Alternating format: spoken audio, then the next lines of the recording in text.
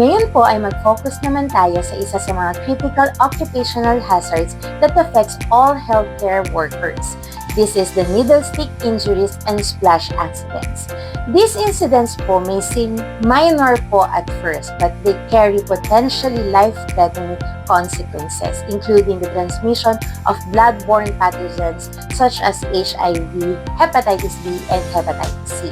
The goal of this lecture is to deepen our understanding of the risks. Healthcare personnel po are exposed to dangerous and deadly blood-borne pathogens through 3 routes po. First is the contaminated needle sticks. This includes po hollow-bore needles used for injections or IV insertions. Next is splash exposures ng mga body fluids coming from our patients to the mucous membranes like your eyes, nose, and mouth or non-intact skin po of the healthcare worker. And then the third and the last is the other sharp-related injuries such as scalpel cuts sa OR po or lancet pricks during CBG monitoring.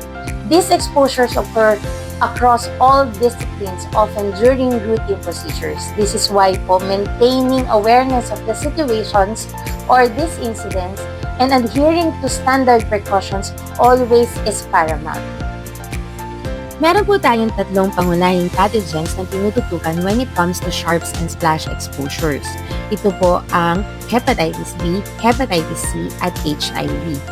Unahin natin ang hepatitis B. Ito po ang pinaka-infectious na blood-borne pathogen sa tatlo.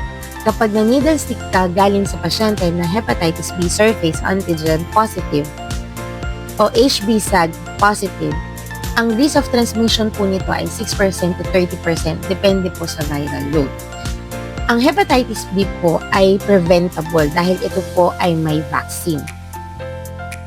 Habang ang hepatitis C naman po ay mas mababa ang transmission risk kesa sa hepatitis B, around 1.8% risk sa percutaneous exposure o needle prick. Mas fragile po ng kaunti ang virus ng hepatitis B kesa sa hepatitis C, pero there are documented cases na rin po ng transmission via contaminated flush syringes or mga reused na devices. Ang hepatitis C po ay walang vaccine for prevention and wala rin pong post-exposure prophylaxis na maaaring ibigay. The only thing to manage po these cases is to conduct baseline and serial testing like anti-HCV and HCV RNA. And also, if na-infect na po talaga ang isang tao, early detection for possible treatment ang gagawin po. Lastly, ang HIV o Human Immunodeficiency Virus. Ang transmission risk nito ay mas mababa kesa po sa hepatitis B and C. Just 0.3% percutaneous risk from a known HIV positive source. Ang HIV virus po kasi is very fragile. It doesn't survive long outside the body po. Ibig sabihin, madali po itong mamatay when exposed to air or drying. Ang HIV po, walang vaccine. Pero meron po tayong tinatawag na post-exposure prophylaxis na binibigay sa exposed individual within 72 hours. Ito po yung tinatawag na antiretroviral treatment na iniinom sa loob po ng 28 days. Natatanging ang San Lazaro Hospital at ang RITM ang nagbibigay po ng ganitong klaseng management. Kaya po kapag meron tayong mga staff na na-expose po sa HIV patient, kahit ito po ay unknown or suspected lamang po, nire-refer po natin ang ating mga client po sa San Lazaro para po ma-assess if ever po na requiring po ang kanyang case to have a post-exposure prophylaxis treatment po o yung antiretroviral treatment. Marami po sa atin ang natatakot sa HIV kapag narinig po natin ito. Pero wag po natin kalimutan na ang most common and most transmissible po ay actually the hepatitis B. Tulad nga na nabanggit ko, ang HIV po kapag na-expose sa hangin o nahaluan o na-dilute sa IV fluids, bumababa po agad ang infectivity po nito. Minsan, 1 to 2 hours kapag ito po ay prolonged exposure na po sa environment halos hindi na po ito nakakahawa. Pero ang hepatitis B po, mas matibay po ang virus na ito. Kahit konti lang po na patak ng dugo na mahalo sa fluids o sa ating environment surfaces po, pwede po ito mabuhay hanggang 7 days. Kaya ano po dapat natin gawin? Practice safety at all times. Every procedure po and every patient. Dapat lagi po tayong mag-ingat at consistent po tayo sa pagsagawa ng safety practices. Kahit sanay na po kasi tayo sa paghawak ng sharps at needles, tandaan po natin lahat po tayo ay vulnerable sa needle stick injuries or splash accidents kapag hindi po tayo nag-ingat. And based po sa ating mga incident reports and actual workplace observations, ito po ang mga karaniwang sanhi ng NSI sa ating ospital. Una, passing or transferring of equipment. Ito po yung mga pagkakataon o sitwasyon na nagpapasa po tayo ng sharps or needles directly from one person to another gamit po ang ating mga kamay. Lalo na po nasasagawa po natin ito sa mga tasks sa gitna po ng mga busy procedures. Mataas po ang risk na matusok ang mga kamay ng mga nagre-receive, lalo na kung wala pong proper verbal cue, pinasa na ng basta, inabot, at wala pong proper coordination. Next po is using a needle to connect IV side ribs. Minsan po kasi ginagamit pa rin po natin itong mga needle to connect our side ribs po sa mga mainline IV tubings via IV ports, which is really unsafe po. May mga pagkakataon po na ang injuries po ay nangyayari kapag gina-transfer po si patient at ito meron po silang mga side ribs na nakatenga po sa kanilang mga IV pole. Ngayon po, hindi po napapansin kasi minsan ng nursing attendants o ang ating mga janitorial services na nag-a-assist sa ating pag-transfer ng mga patient na naka-loose na pala ang cup, nalalaglag na pala. So, during transfer po, pag hinawakan po nila o nasagi po ang IV tubing na iyon, nagkukos po ito ng needle stick injury. Next is uncupping or locking the cup of used needle with one hand, which suddenly slips. May mga pagkakataon po kasi na sinusubukan po ng ating mga kasamahan na tanggalin o i-recap ang cup ng needle using one hand na bigla pong dumudulas o nagsislip o nagsasudden jerk po ang ating kamay na namimiss po ang cup pag pinapasok na po ang ating needle, which result po sa accidental puncture. Next is second person accidentally inflicts the injury. Ito po yung tinatawag nating secondary infliction. Nangyayari po ito kadalasan po sa operating room during surgical procedures. Si surgeon po ay nagtatahi and meron po siyang kasamang surgeon na nag-a-assist o nagre-retract. So habang nagsusuture po siya at hinila niya po ang suture needle, natamaan niya po si assist niya that caused needle stick injury.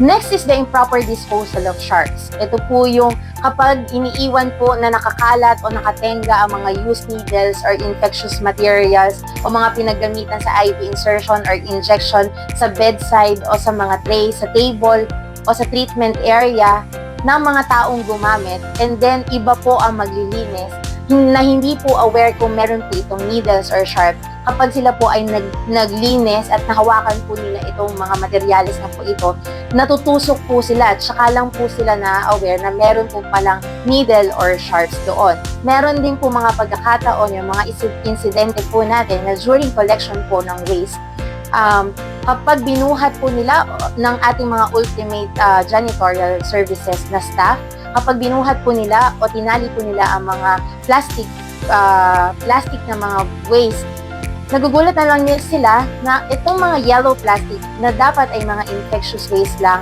o mga black plastic na dapat ay mga general waste lang ay may mga nakausli pong needle. Ibig sabihin, habang ina-aftercare po ang mga pinagamitan, na isama po, na itapon ang needles po sa yellow or black bins.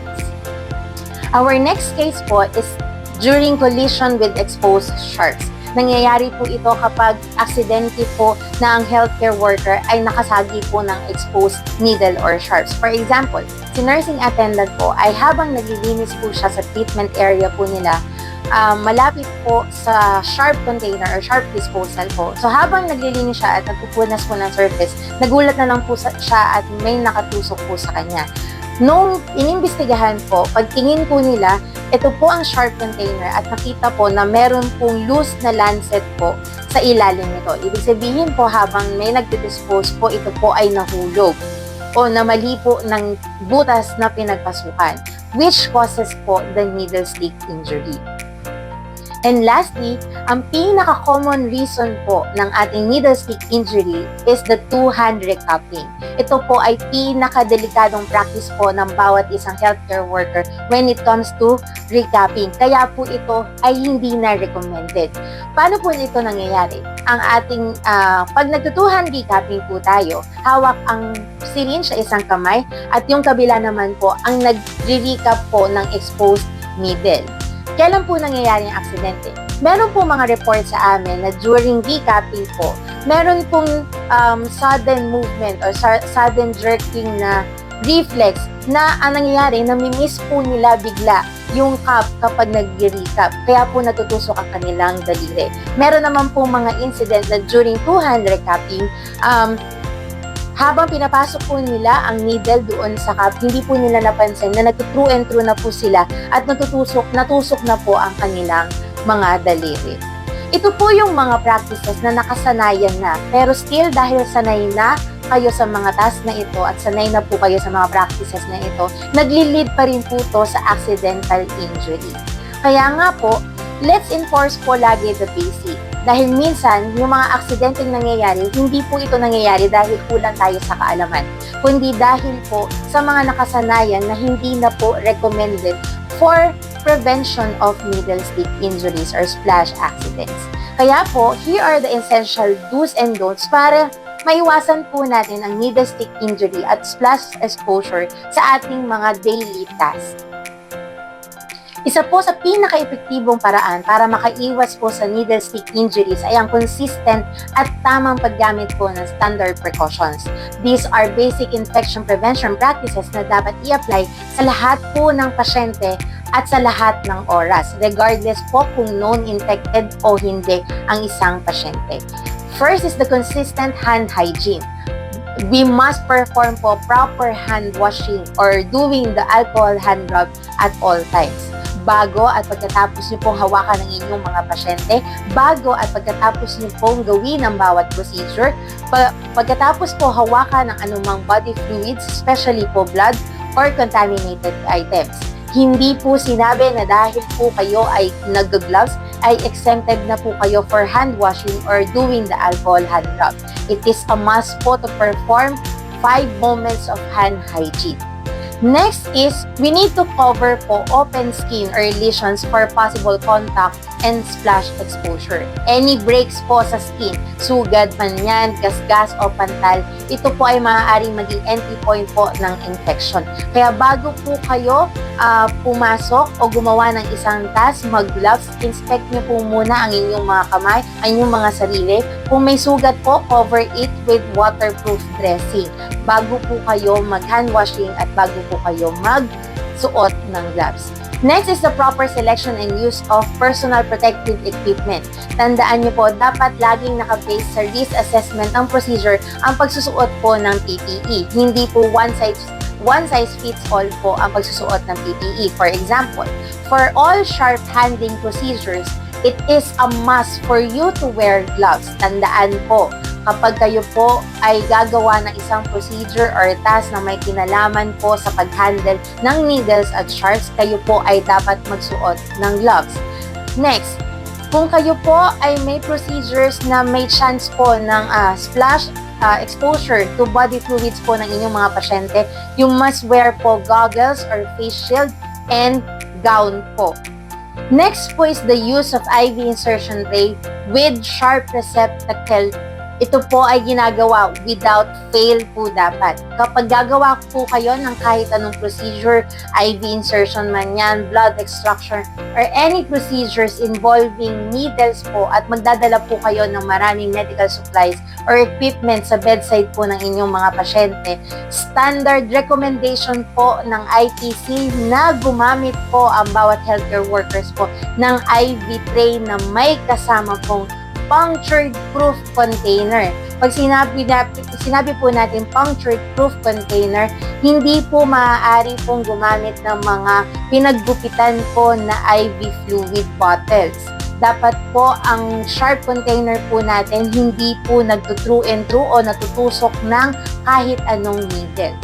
Hindi po ito para lang po sa organization po ng ating task. Ito po ay para sa kaligtasan nyo po kasi ang paggamit po ng IV trays na may receptacle na po for sharps ay mas convenient po. Mas accessible na po kasi ang disposal bin para sa needle. Mas naiiwasan po natin na magkaroon ng cluttered ang IV tray at iwas injury po ito. Kaya po bawat isang healthcare worker po o bawat isang area nire-require po namin na magkaroon ng IV tray na may kasamang sharp container kasi para pag pumunta po ang healthcare worker sa bedside ng ating mga pasyente, hindi na po nila bibit-bitin gamit ang kanilang mga kamay lahat ng supplies. May gloves, may tourniquet, may mga syringes, IV catheter. Kailangan po gumamit ang bawat isa ng IV tray with sharp container.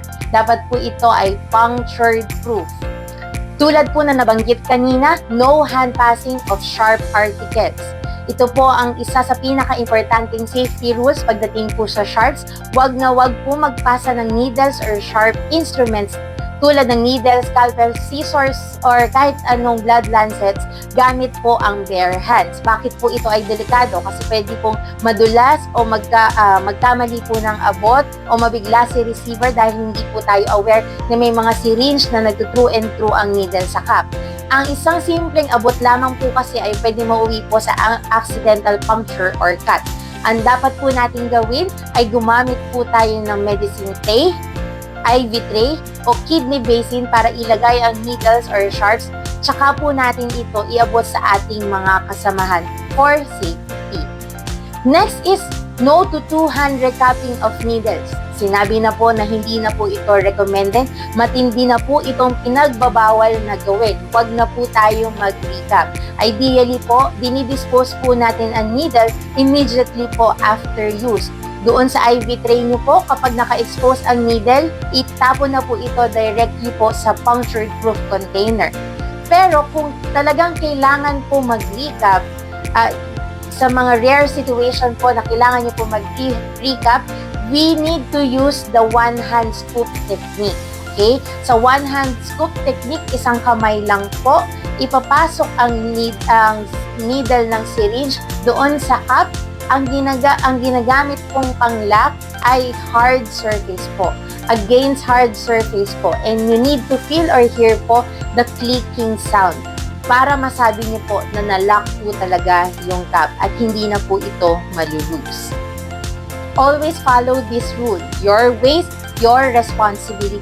Kapag tapos na po ikaw sa procedure, kayo po ang may responsibilidad na dapat magtapon po ng mga used materials nyo po, especially po ang mga needles. Huwag nyo na po itong iwanan po sa treatment area at hayaan po iba po ang magligpit nito o magtapon nito dahil po risk for injury po ito lalo na kung ang magtatapon o ang maglilinis po nito ay hindi aware kung ilang needles, ilang sutures po ang nakalagay po dun sa IV tray at kung saang parte po ng IV tray niyo po ba ito tinapon. Kung ito po ay nasa sharp container pa po ba o nandun lang po sa mga gloves. Ilang needles po ba ang dapat itapon? Baka makaligtaan po na may needle pa po pala na nakatago po sa ilalim ng gloves. Kayo lamang po ang nakakaalam ng pagkilos nyo during the procedure at kayo lamang po ang nakakaalam kung ilang materials po at needles ang inyong nagawa o nagamit. Kaya po, kailangan po pagkatapos pagpunta nyo po sa treatment area at sa disposal area, i-dispose po kaagad ang inyong mga used contaminated materials. Tandaan, ang mga sharps and needles po ay hindi basta-basta itinatapon po kung saan-saan. Ang mga used needles po, lancets, scalpels, or mga sutures po ay tinatapon po dapat po sa dedicated puncture-proof sharp container. Usually po ito po ay hard plastic, sealed and labeled po for sharp only. Dito po dapat dinediretso ang pagtapon po ng used sharps or needles. Secured po ito dapat at hindi po basta-basta natutumba o nauupit. Lagi pong i-check per shift po kung puno na po ang inyong mga sharp container. Dapat po lahat po ng waste bin po ay 3/4 full pa lamang ay pinapalitan na po kagad. Huwag na pong hayaan na paapawin po ito.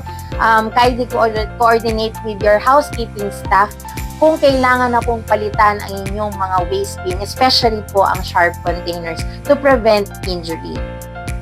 Next is the use of mechanical devices like forceps in detaching used needles or sharps. Kapag kinakailangan mo pong tanggalin ang used needle or sharp instruments from its main hub or mga devices, huwag na huwag mo pong gamitin ang kamay nyo mismo. Kahit po kayo ay naka-gloves, the moment po na you manually twist or pull or maneuver a sharp or needles, there's always a risk po dahil po sa mga accidental slip or sudden recoil or movement na nagkukos po ng needle stick injury. Ano po ang dapat natin gawin? All units, departments, and staff are recommended to use po forceps, lalo na for needle removal. Okay, tandaan po, gumamit po tayo ng forceps. Kung kayo po ay pupunta sa bedside, it is recommended po na ang inyong mga IV trays or ang inyong mga tackle box ay meron na pong forceps para mas madali pong magtanggal kung kinakailangan.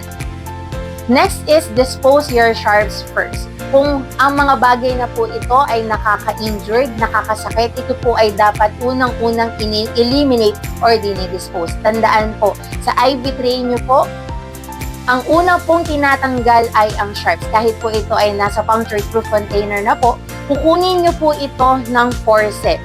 Ang mga sharps po, ang mga needle, lancets, ay kinukuha po sa puncture-proof container gamit po ang forceps. Saka nyo po ito itatransfer sa dedicated sharp container po natin sa treatment area. Next po is the use of safety engineered devices. Isa po sa pinaka-epektibong paraan para makaiwas po sa needle stick injuries ay ang pag-shift po natin sa paggamit po ng safety engineered devices. Ito po yung mga gamit na may built-in protection and safety feature designs na specifically po to minimize contact with sharps and prevent injury po ng ating mga healthcare workers. So ano-ano po ba ang mga safety engineered devices na currently po available sa ating institution? Una po, ang ABG pre-filled syringe with safety lock features po na in coordination with our Department of Pathology and Laboratory, isa po sa mga best practices po na in-introduce po nila is this medical device. This is used for arterial blood gas collection po. Ang ABG pre-filled syringes po na may safety lock features ay after po gamitin ito, meron po itong safety cover sa mismong needle. Hindi mo na po kailangan mag-recap. So automatically after use po, kapag itinupi nyo po yung safety lock po nito, automatic na po ang protection na yon. Hindi na po natin kailangan mag-recap. Next po is our 3-way stopcock for IV ports. Diba, isa po sa mga dahilan ng needle stick injury po natin ay ang paggamit po ng needle sa pag-connect ng side drips sa ating mga IV ports. So, sa halip na gumamit po tayo na itong mga needles na to sa side drips, gumagamit po tayo ng 3-way stopcock or needleless system para po maiwasan ang paggamit ng mga needles. Sa attach po ng mga side drips po natin, lalo na kung ito po ay multiple medications. This prevents the need for injection via ports and eliminates unnecessary sharp use po. Meron na din po tayong available sa ating Central Supply Department na IV catheter cannula with safety lock feature. Equipped po itong mga IV cannula na to with a spring-loaded needle guard or auto lock mechanism. So after cannulation po, pagka retract po natin ng needle, automatic po naglalak po yung needle sa dulo. So there's no risk of exposure for post-insertion. This protects po the inserter and also po the patient na maaari pong ma-needle stick. So as part of our infection prevention and control strategy, we are taking a proactive step po by planning to procure additional or more medical devices that will eliminate or minimize the use of needles. Bakit? Kasi iniisip po namin talaga na ang needle stick injuries are a real and serious occupational risk po para sa mga healthcare workers. Tapos, lahat po kasi ng needle stick injury natin na cases happen during or after procedures involving po needles and sharps. At this point in healthcare po, marami na po kasing alternatives na available and it's time to shift na po. Ang target natin na hindi lang po basta maiwasan kasi ang needle stick injury, kundi i-eliminate ang unnecessary use of sharps altogether po sa safer and smarter tools. In addition, after each IV insertion po, always be reminded po at aming minamahal na mga healthcare workers na lagyan po ninyo ng IV dressing on top of the insertion site. After every IV insertion, mag-apply po tayo ng sterile IV dressing over the insertion site. Bakit po ito mahalaga? Kasi it protects the puncture site from external contaminations po like bacteria, dust, and fluid exposure. And it is a safe injection practice po and a recognized standard of care po. Immediately po, pagkatapos po mag-IV insertion, tayo po ay mag-apply ng IV dressing. This will also help us secure the IV catheter po to prevent accidental dislodgement and also para ma-maintain po ang visible site for monitoring of infection or infiltration po over the insertion site. Kapag ikaw ay natusok ng karayom, nasugatan ng sharp object o na-expose sa dugo o body fluids sa pamamagitan ng splash accidents, huwag niyo po itong baliwalain. Ito po ang mga standard protocol na dapat sundin immediately. Unang-una, perform first aid immediately. Kung kayo po ay nasugatan o natusok, press gently po the injured area para magdugo, then hugasan po ng running water and soap. Kung kayo naman po ay nasplashan ng body fluid sa mata, i-irrigate po with running water or saline for 15 minutes. Kung kayo naman po ay natalsikan sa iba pang bahagi na may mucous membrane, bibig or ilong, rinse po ito thoroughly with water.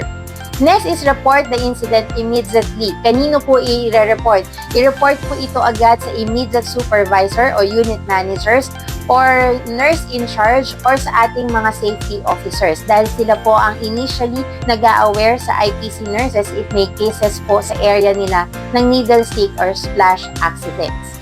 Next po is to proceed to emergency service complex. Saan po kayo magpapa-triage? Kayo po ay pupunta sa internal medicine. Ang gagawin po ng internal medicine residents po natin doon ay magkakandak po ng initial medical assessment and vaccination history ng mga healthcare workers. So after po kayo ma-interview at ma-history taking po ng IM resident, kayo po ay mag-undergo ng initial laboratory testing. Ano po itong mga laboratory test na kailangan po para sa exposed health worker? Una, ang HIV testing, and dapat po meron po kayong HAC screening or counseling. Also, HBsAg, anti-HBs, and anti-HCV. Ito po ang 4 na testing na ginagawa po para sa mga empleyado na may needle stick injury or splash exposure. So matapos po ang first aid, nag-report sa supervisor o sa safety officer, na interview ni IM resident, nagkaroon na-extra na po kayo ng laboratory testing. Huwag niyo pong kakalimutan ang huling mahalagang hakbang. I-report po ang incident o pumunta po kayo, mag-proceed po kayo sa IPC unit office po at kausapin po ang isa sa mga IPC nurses. Bakit po ito importante? Ang IPC nurses po kasi ang siya nagmo-monitor po ng lahat ng exposure cases po ng NSI at ng splash accidents. Kami din po ang nagbibigay ng counseling and education tungkol po sa risk and protection po ninyo at sinisigurado po namin na ang protocol ay nasusunod at makomplete nyo po ang management na ito. At sa pagkakataon po na ito, kapag kayo po ay nirefer po sa amin, kami din po ang nakikipag-coordinate po sa ating mga infectious disease specialists, fellow rotators po, para ma-interview po kayo at ma-review ang exposure event nyo po, ma-risk classify po kayo according po sa inyong needle stick accident or splash accidents, and ma-determine po ang appropriate treatment and follow-up po ninyo. Tandaan po, ang huling-huling hakbang po ng NSI reporting and protocol po natin, huwag niyo pong kakalimutan na dumaan o pumunta sa Infection Prevention and Control Unit Office po. Kami po ay nasa Medical Arts Building, 4th floor, room 9. So doon niyo po mahahanap ang mga IPC nurses. What are the tests to be done after exposure po to needle stick injury or splash incident? Kapag may na-report na needle stick injury or splash exposures po, kailangan po agad tayong mag-follow ng exposure protocol. Kabilang po dito ang mga required laboratory testing for both the exposed healthcare worker and the index case o yung mga patient po natin. Ang purpose po na ito ay para ma-identify po o magkaroon po tayo ng baseline kung may mga bloodborne infection na posible pong na-transmit.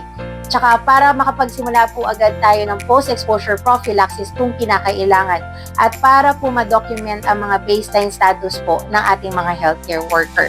So ang mga test po na ginagawa for exposed healthcare worker o ating mga NSI client ay una ang HIV testing and screening. Next is po HBsAg, anti-HBs and anti-HCV. Para naman po sa ating mga index case o ating mga pasyente, ang pinapagawa lamang po ay ang HIV screening or testing, HBsAg at ang anti-HCV. Tandaan po, sa lahat po ng mga exposed healthcare workers at mga unit and departments kung saan po na-injured ang ating mga healthcare workers, dapat po ma-perform ang mga testing na ito as soon as possible po. Ideally po, within 2 hours of exposure, dapat po magawa na po natin itong testing na ito. Kung hindi naman po available o ang testing or result para po sa ating mga index case o nag-refuse po sila for HIV testing at mga HEPA profile po natin, we considered po our case as potentially infectious. Ibig sabihin po, kinoconsidered na po natin agad ang posibilidad na infected po ang pasyente at dapat na po tayo magkaroon ng management ASAP para maprotektahan po ang ating mga exposed healthcare workers. Bakit po natin sinasabi na dapat magawa po lahat ng test at makuha po natin ang mga resulta nito as soon as possible? Dahil meron po tayong golden period na sinusunod. Ang golden period ay ang oras na pinaka-epektibo ang pagsimula po ng post-exposure prophylaxis para mapigilan po ang viral transmission po nito, lalo na po para sa HIV. For HIV exposure po kasi, ang PEP po o ang post-exposure prophylaxis po must be started within 2 hours and not beyond 72 hours po after exposure. The sooner po, the better. Kapag lumagpas na po kasi ng 72 hours, hindi na po magiging epektibo ang antiretroviral treatment na po nito at the risk of infection increases significantly po kasi masyado na po matagal ang exposure ng ating mga healthcare workers from the time po na na-injured siya at dun sa time po na mabibigyan po siya ng PEP. For hepatitis B exposure naman po, if non-immune po ang ating mga healthcare workers, meaning to say wala po silang vaccination o history ng vaccination po ng Hepa B, or mababa po ang anti-HBs titer nila o mababa po ang immunity nila sa hepatitis B virus, nagbibigay po tayo ng PEP tulad po ng hepatitis B immunoglobulin or yung ating HBIG. Tapos po, o kaya nagsastart tayo ng Hepa B virus vaccine series. Ito po yung tatlong series po ng HEPA vaccine o booster. Dapat po ito po ay mabigay within 24 hours of exposure, lalo-lalo na kapag ang ating pasyente ay HB-Sag reactive. Ibig sabihin po, known case po ang ating pasyente na hepatitis B. So, kailangan po ang golden period po na mabigyan po ng PEP for hepatitis B exposure ang ating mga pasyente is within 24 hours. And lastly, always check your titer level or your anti-HBs. Dapat po, alam nating mga healthcare workers kung tayo po ba ay protektado laban sa hepatitis B. Hindi po sapat na kayo po ay nabakunahan every year ng hepatitis B vaccine. Kailangan po, alam nyo din po kung may immunity na po ba kayo sa hepatitis B. At para malaman po ito, ay dapat nagpapatest po tayo ng anti-HBs sa blood po natin. Ang acceptable value po ng anti-HBs or title level po ng isang tao para masabing protektado po kayo sa hepatitis B ay dapat ay more than 10 MIU per ml po. Tandaan, more than 10 MIU per ml hanggang 1,000 po iyan para masabi po na kayo po ay immune against hepatitis B. So as we close this session po on needle stick injury and flash incidents prevention and management, sana ay malinaw po sa ating lahat na ang ating mga kaligtasan bilang isang healthcare worker ay hindi po pwedeng isantabi.